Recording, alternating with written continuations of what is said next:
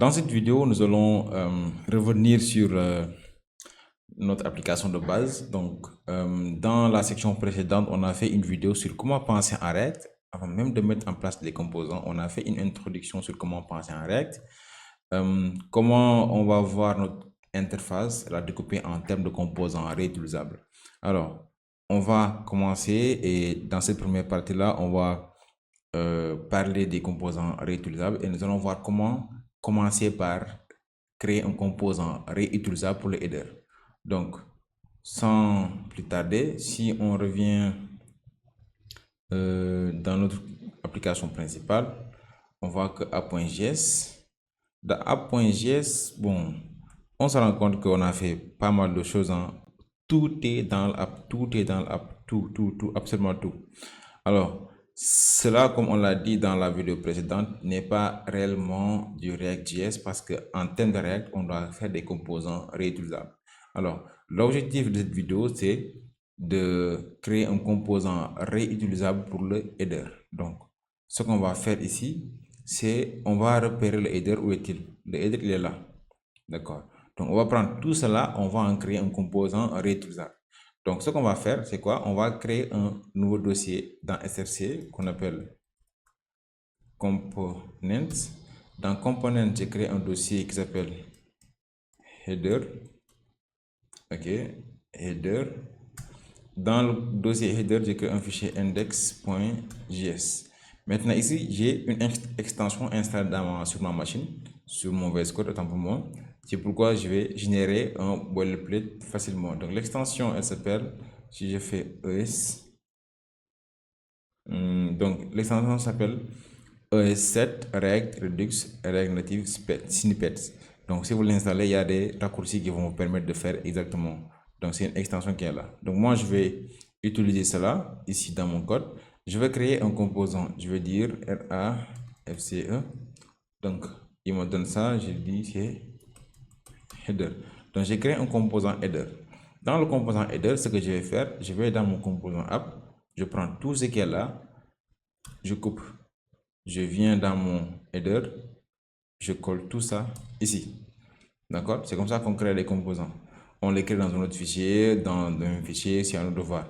Maintenant, j'enregistre dans index et puis je viens dans app.js et j'appelle le composant header. Maintenant, je l'appelle comme ça. Si je le fais de cette façon-là, il n'est pas appelé. Je dois l'importer. Donc, pour l'importer, je dois venir ici, lui dire import header.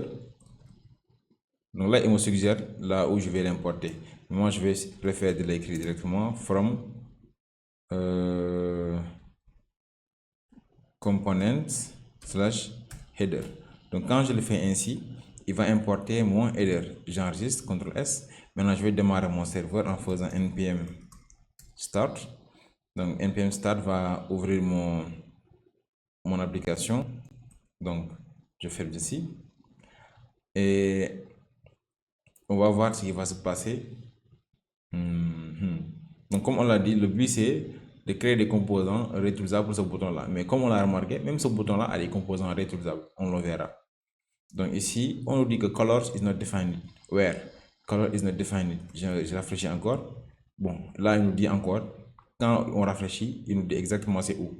Donc là, on voit qu'il y a beaucoup d'erreurs. La principale erreur, c'est que color is not defined. C'est thème, color, c'est thème, color et c'est thème. Donc, color et c'est thème, je regarde. Qu'est-ce qu'il y a? Déjà, c'est dans quel composant? C'est dans le composant index.js, dans le fichier index.js qui se trouve dans le dossier header et dans component. Donc, moi, je sais que c'est ici. Et quand je regarde, on me dit color is not defined. Donc, je viens, je cherche color. Je fais CTRL F, color. Je trouve color, il est là. Donc, pour savoir pourquoi color n'existe pas, donc je regarde. Color, c'est une variable globale. Donc, puisque color, c'est une variable globale, je n'ai pas besoin que color soit un props. Donc, je l'importe, CTRL espace, et je l'importe. Donc, j'enregistre. On me dit maintenant, set theme is not defined. Donc, puisque set theme is not defined, ce que je vais faire, set theme, ce n'est pas une variable globale. Ce n'est pas une variable globale, d'autant plus que quand on était dans app, on a vu que en réalité, set theme, c'est un state. OK? C'est la fonction, c'est pas un state, excusez-moi. Set theme, c'est pas un state. C'est la fonction qui permet de mettre à jour le state theme. Donc, si je veux que cette thème continue de fonctionner, je vais venir dans header, je lui passe un propre ici. Je mets set thème. Voilà, comme ça, avec E. Donc, quand je mets cette thème, vous voyez que maintenant, ça ne fait plus d'erreur. Je reviens ici, vous voyez que ça marche bien. L'erreur n'est plus là. Par contre, cette thème, n'oubliez pas que c'est lui qui nous permet de changer la couleur ici. Donc, quand je clique, là, quand je clique, ça ne marche pas. On me dit que cette thème is not a function. Pourquoi? Parce que, d'accord, c'est comme ça qu'on passe un props, mais au moment d'appeler le composant, on doit lui passer le props.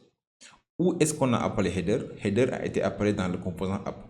Donc, puisqu'elle a été appelée ici, on doit lui passer un props set thème. Donc, c'est comme ça qu'on passe les props. Cette thème, on lui passe cette thème. J'enregistre, je reviens ici, je clique, on voit que le set thème fonctionne. Maintenant, ici, ce qu'il faut faire attention, c'est que ce n'est pas parce que ici la variable de state ou bien le props s'appelle set thème qu'on est obligé que dans le composant là d'appeler ça set thème. Non, non, on n'est pas obligé.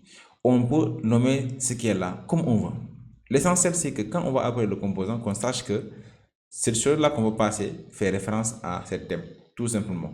Maintenant, nous, puisqu'on veut garder une cohérence, c'est pourquoi on a gardé ici cette thème et là aussi on a appelé cette thème.